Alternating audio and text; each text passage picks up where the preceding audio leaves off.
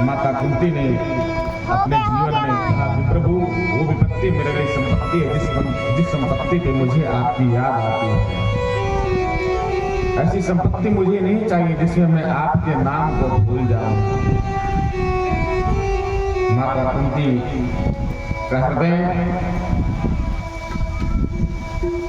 विह्वल है कि आज प्रभु मुझे कुछ देने के लिए कह रहे हैं। बार बार माता कुंती बार बार दुख मांगती हैं, लेकिन प्रभु ने कहा अब मैं दुख आपको बुआ नहीं दे सकता। माता कुंती कहती है विपदो नैव विपदः संपदो नैव संपदः विपदि नारायण स्मृतिः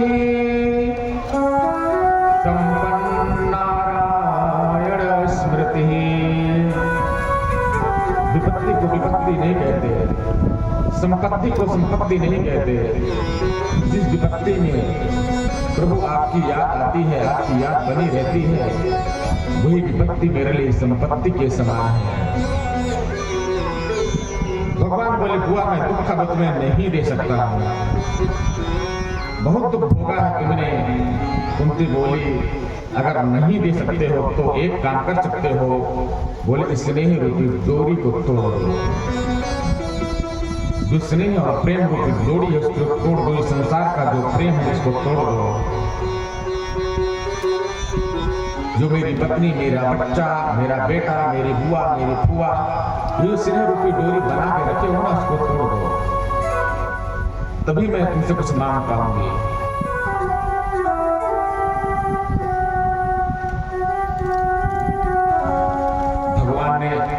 बुआ से कहा कि आज आप राजमाता कहलाने के अधिकारी हैं, आप अपना अधिकार ग्रहण करिए।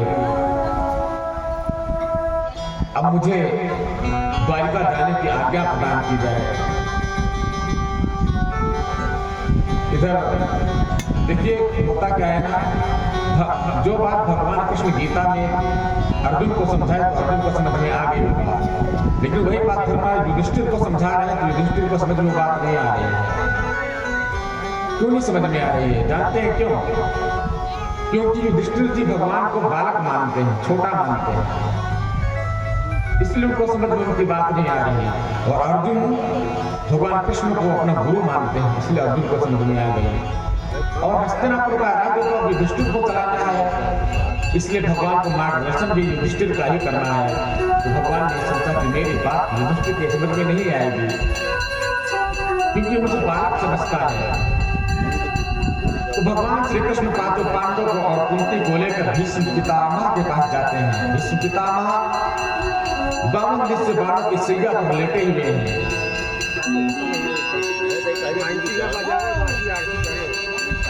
जानते हैं क्या लेटे हुए हैं? क्योंकि भीष्म पितामह से भी अपराध हो गया है।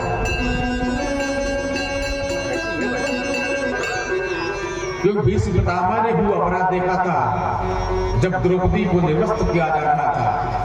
भरी सभा में उस समय भीष्म पितामह भी कुछ नहीं बोल पाए। उसी अपराध की वजह से बाणों की सैया में लेटे भीष्म पितामह चाहते थे कभी मरते नहीं, इच्छा मृत्यु का वरदान प्राप्त था।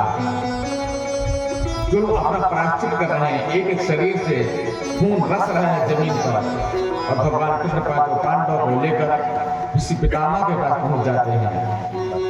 पितामह पांडव आए आपको प्रणाम कर रहे हैं।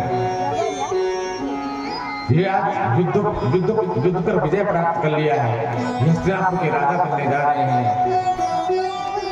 मैं चाहता हूं कि आप इनका मार्गदर्शन करें, इनको राज चलाने की नीति बताइए।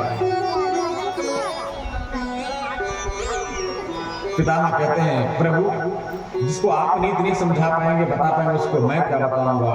तत्काल कन्हैया ने पितामह को इशारा किया चुप रहने का, और कन्हैया ने निवेदन किया आप इनको राज्य चलाने की नीति बताएं। पितामह कहते हैं दान धर्मान राज धर्मान मोक्ष धर्मान विभाग सबसे पहले बताया, बेटा तुम लोग भारत के राजा बने हो, ये बहुत प्रसन्नता की बात है, लेकिन तुम गृहस्थियों को आलसी नहीं होना चाहिए। तुम गृहस्थियों को आलस्य बिल्कुल भी नहीं करना चाहिए। ज्यादा से ज्यादा करके धन कमाना चाहिए। खूब धन कमाए, लेकिन जितना धन कमाए उसका दशांश दान करें। तन पवित्र सेवा किए, धन पवित्र करे दान, अमन पवित्र हरि भजन सो, होत त्रिविध कल्याण। तन पवित्र सेवा किए, तन की पवित्रता सेवा करने से होती है, धन की पवित्रता दान करने से होती है, मन की पवित्रता भगवान के भजन करने से, कीर्तन करने से होती है। तो ऐसे धार्मिक अनुष्ठानों में या कोई सामाजिक अनुष्ठान सत्कर्म हो रहा हो, उसमें हमको दशांश दान करना चाहिए। इससे हमारे तीनों प्रकार से कल्याण हमारा होता है।